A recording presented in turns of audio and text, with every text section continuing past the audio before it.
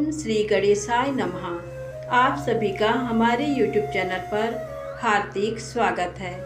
आज संकष्टी गणेश चतुर्थी पर आइए सुने गणेश जी की 4 पौराणिक एवं प्रचलित कथाएं। व्रत में सुनने से सारे संकट दूर होते हैं, साथ ही समस्त मनोकामनाएं पूर्ण होती हैं। श्री गणेशाय नमः। संकष्टी गणेश चतुर्थी व्रत करने से घर परिवार में आ रही विपदा दूर होती है।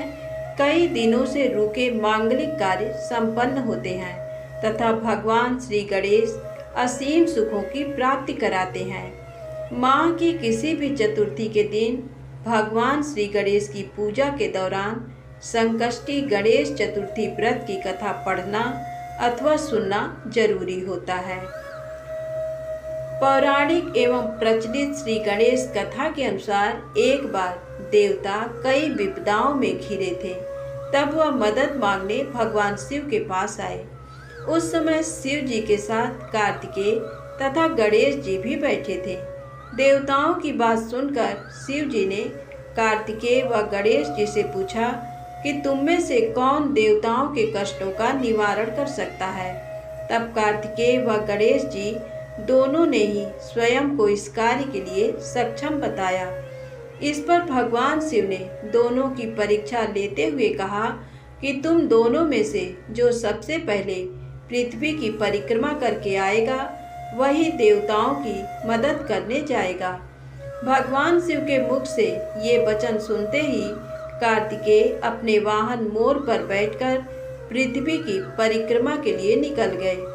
परंतु गणेश जी सोच में पड़ गए कि वह चूहे के ऊपर चढ़कर सारी पृथ्वी की परिक्रमा करेंगे तो इस कार्य में उन्हें बहुत समय लग जाएगा। तभी उन्हें एक उपाय सूझा। गणेश अपने स्थान से उठे और अपने माता पिता की 7 बार परिक्रमा करके वापस बैठ गए। परिक्रमा करके लौटने पर कार्तिकेय स्वयं को विजेता बताने लगे।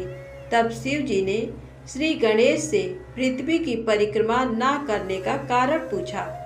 तब गणेश जी ने कहा, माता पिता के चरणों में ही समस्त लोक है। ये सुनकर भगवान शिव ने गणेश जी को देवताओं के संकट दूर करने की आज्ञा दी। इस प्रकार भगवान शिव ने गणेश जी को आशीर्वाद दिया कि चतुर्थी के दिन जो तुम्हारा पूजन करेगा और रात्रि में चंद्रमा को अर्घ्य देगा उसके तीनों ताप यानी दैहिक ताप, दैविक ताप तथा भौतिक ताप दूर होंगे।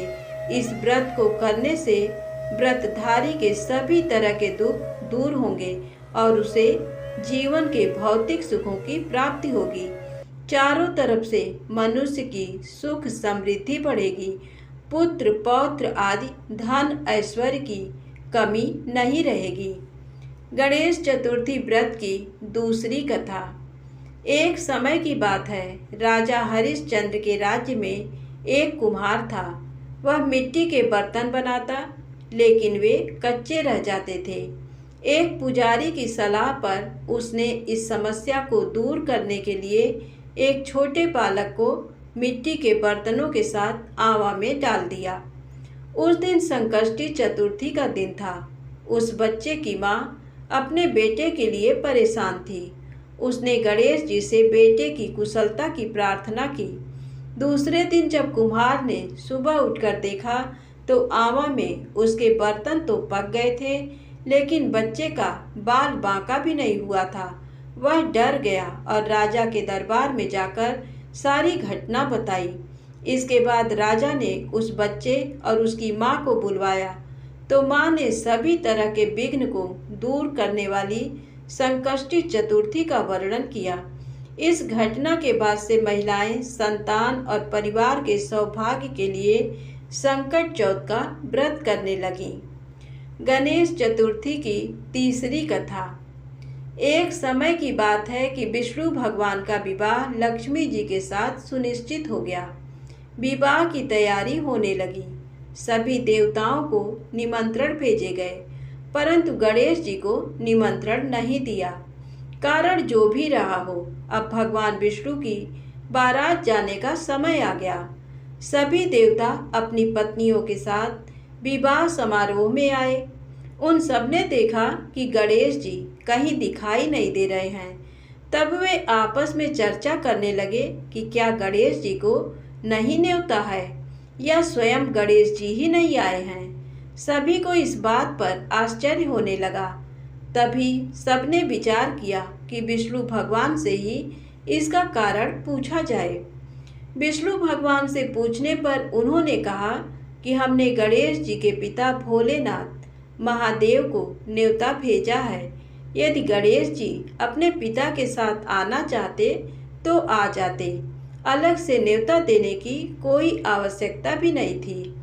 दूसरी बात यह है कि उनको 1.25 मन मूंग, 1.25 मन चावल, 1.25 मन घी और 1.25 मन लड्डू का भोजन दिन भर में चाहिए। यदि गणेश जी नहीं आएंगे तो कोई बात नहीं, दूसरे के घर जाकर इतना सारा खाना पीना अच्छा भी नहीं लगता। इतनी वार्ता कर ही रहे थे कि किसी एक ने सुझाव दिया, यदि गणेश जी आ भी जाएं तो उनको द्वारपाल बनाकर बैठा देंगे कि आप घर की याद रखना। आप तो चूहे पर बैठकर धीरे धीरे चलोगे तो बारात से बहुत पीछे रह जाओगे। ये सुझाव भी सबको पसंद आ गया तो विष्णु भगवान ने भी अपनी सहमति दे दी। होना क्या था कि इतने में गणेश जी वहां आ पहुँचे और उन्हें समझा बुझाकर घर की रखवाली करने बैठा दिया। बारात चल दी। तब नारद जी ने देखा कि गणेश जी तो दरवाजे पर ही बैठे हुए हैं, तो वे गणेश जी के पास गए और रुकने का कारण पूछा। गणेश जी कहने लगे कि विष्णु भगवान ने मेरा बहुत अपमान किया है। नारद जी ने कहा कि आप अपनी मूषक सेना को आगे भेज दें तो वह रास्ता खोद देगी, जिससे उनके वाहन धरती में धंस जाएंगे। तब आपको सम्मान पूर्वक बुलाना पड़ेगा। अब तो गणेश जी ने अपनी मूषक सेना जल्दी से आगे भेज दी और सेना ने जमीन पोली कर दी।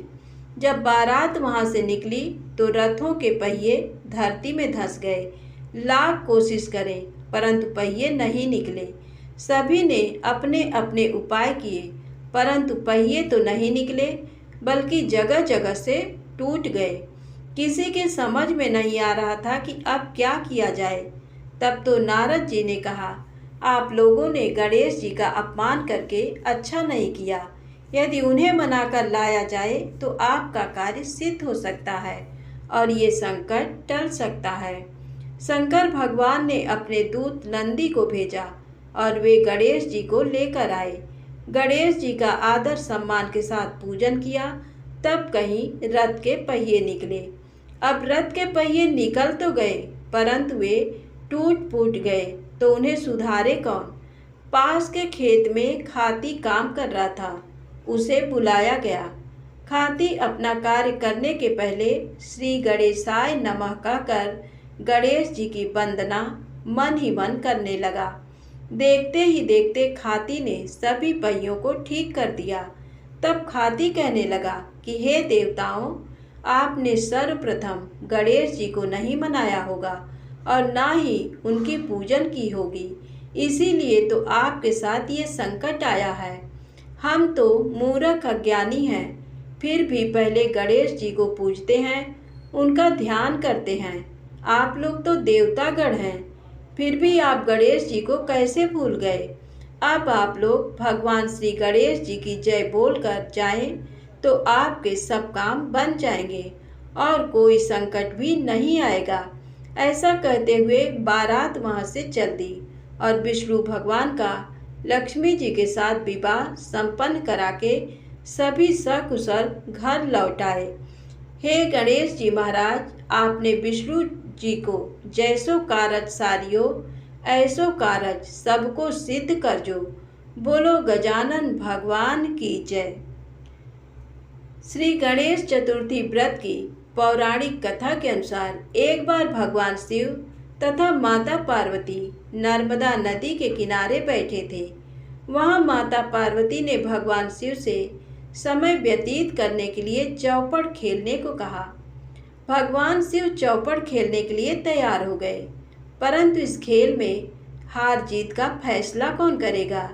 ये प्रश्न उनके समक्ष उठा तो भगवान शिव ने कुछ तिनके एकत्रित करके उसका एक पुतला बनाकर उसकी प्राण प्रतिष्ठा कर दी और पुतले से कहा, बेटा, हम चौपड़ खेलना चाहते हैं, परंतु हमारी हार जीत का फैसला करने वाला कोई नहीं है, इसीलिए तुम बताना कि हम दोनों में से कौन हारा और कौन जीता।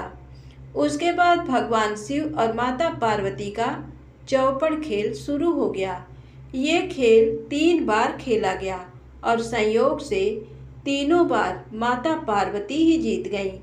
खेल समाप्त होने के बाद बालक से हार जीत का फैसला करने के लिए कहा गया तो उस बालक ने महादेव को विजयी बताया।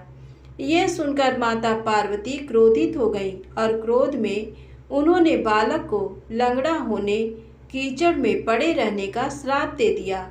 बालक ने माता पार्वती से माफ़ी मांगी और कहा कि ये मुझसे अज्ञानतावश ऐसा हुआ है, मैंने किसी द्वेष भाव में ऐसा नहीं किया।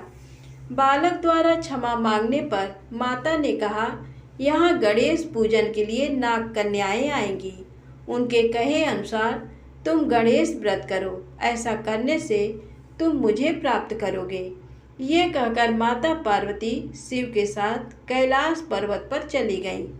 1 वर्ष के बाद उस स्थान पर नाग कन्याएं आईं।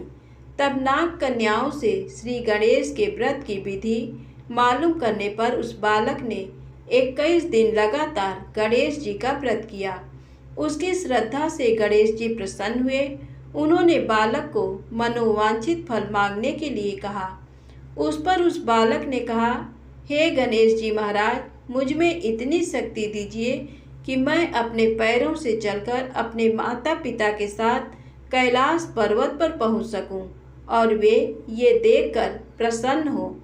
तब बालक को वरदान देकर श्री गणेश जी अंतर्ध्यान हो गए।